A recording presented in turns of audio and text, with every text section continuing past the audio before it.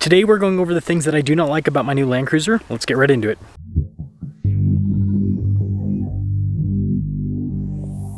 These are in no particular order, but the first thing is all of the plastic here on the front end. Pretty much every other off-roader that competes against this has some sort of steel bumper, metal bumper in general, and this is just all plastic here at the bottom, which, yeah, is kind of disappointing. And obviously Toyota's done that on past Land Cruisers as well, but you think with the new one that's more off-road oriented, they would have, well, given it a little bit more. Now the number two thing is the tire and wheel setup. So this has 18-inch wheels from the factory. Apparently you can fit 17s, or at least I hope you can fit 17s because I've already ordered them out for this Land Cruiser. But yeah, I mean, I always like just a smaller wheel for an off-roader, but 18s aren't horrible. The biggest thing though is the tires. These are not aggressive whatsoever. This should come with some sort of all-terrain tire as standard. Now you can add all-terrain tires from the factory, but you have to pay extra money. I don't think the Toyota should play that game because, again, everyone else offers all-terrain tires as standard on vehicles that compete against this. Now number three is this whole setup here in the rear. So again, with the plasticky bumper that pops out a massive amount. Again, that's kind of like a Land Cruiser thing, but still I could have changed it on this one. It's more off-road oriented. Anyways, the receiver hitch cover looks like a baby's diaper that is full of poop. I don't know who approved this like whole design back here, but they should have thought it through a little bit more in my personal opinion. And then the spare tire hangs down super low.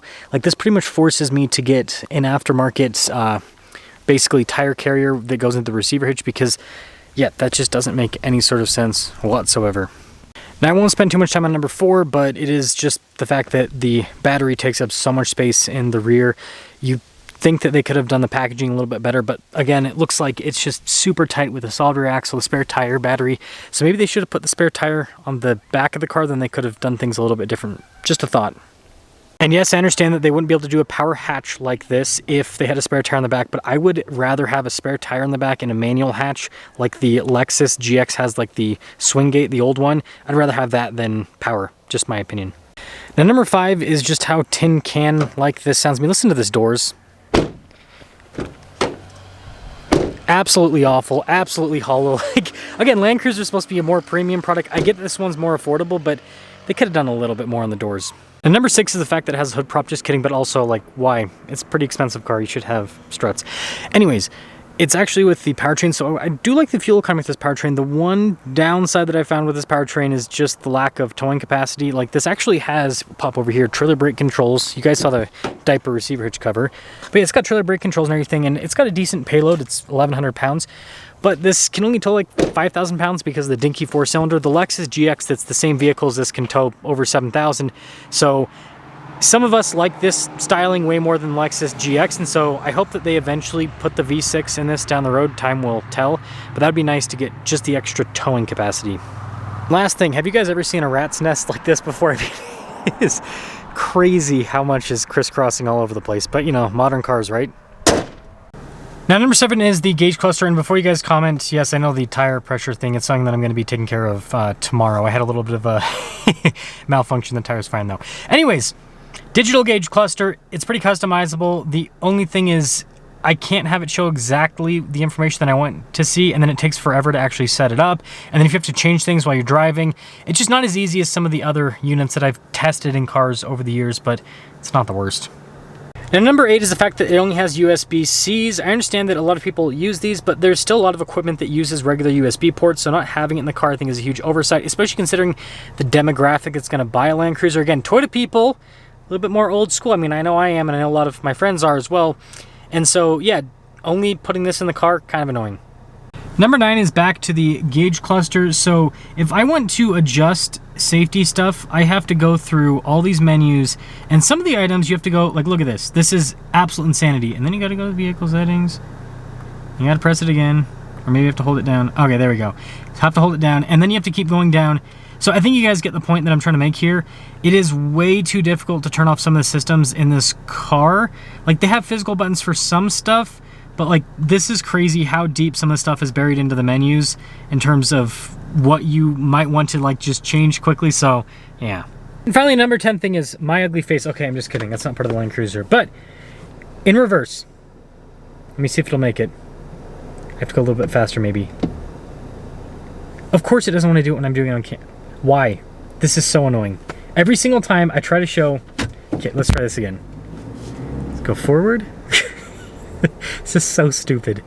Whenever I have issues with cars or like annoying things, it's like as soon as I want to show it on camera, it doesn't do it. Seriously? Okay, so basically what the Land Cruiser will do, there we go. It just, hopefully you guys heard the squeaking. Maybe I have to turn the wheel. Maybe that's what it is. Gosh, I am trying to get this to do this.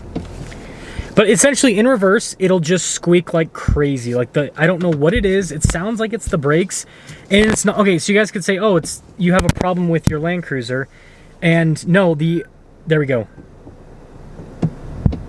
It's doing it very slightly.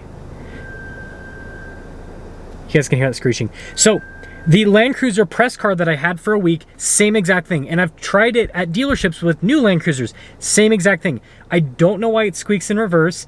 And so maybe it's not actually a problem, but it is still annoying because it can get like really, really loud. Of course, it doesn't want to perform when I put it on camera, but hopefully you guys believe me. Now that's all for today, folks. Let me know if you want me to do a video talking about things that I actually like about the new Land Cruiser. I don't know if you guys are actually interested in that. Typically people want to hear more about the things that aren't so pleasant with vehicle ownership. But with that being said, I'll see all of you in that next video.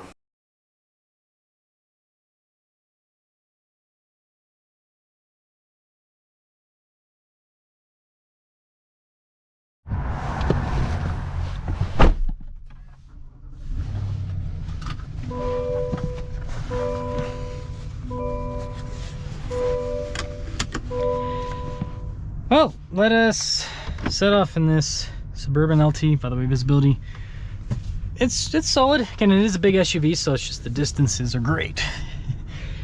There's like an entire ocean between me and the back window, basically. But I'm kind of digging the new Suburban and Tahoe. Again, I've said this before, I'm not a huge, sorry, I gotta adjust a little bit. I'm not a huge fan of the giant screen stuff, but you know, it's just kind of what GM is going for right now. I'm still interested to see if the giant screen trend continues, because I don't know, I just noticed when I talk to people, again, as I'm doing these reviews, you know, people walk up, ask me questions about cars, and so I always just I'll ask them questions back. Right? And you know what I kind of consistently hear from people is that they're okay with tech if it's reliable. If it's not reliable, then a lot of people don't want it.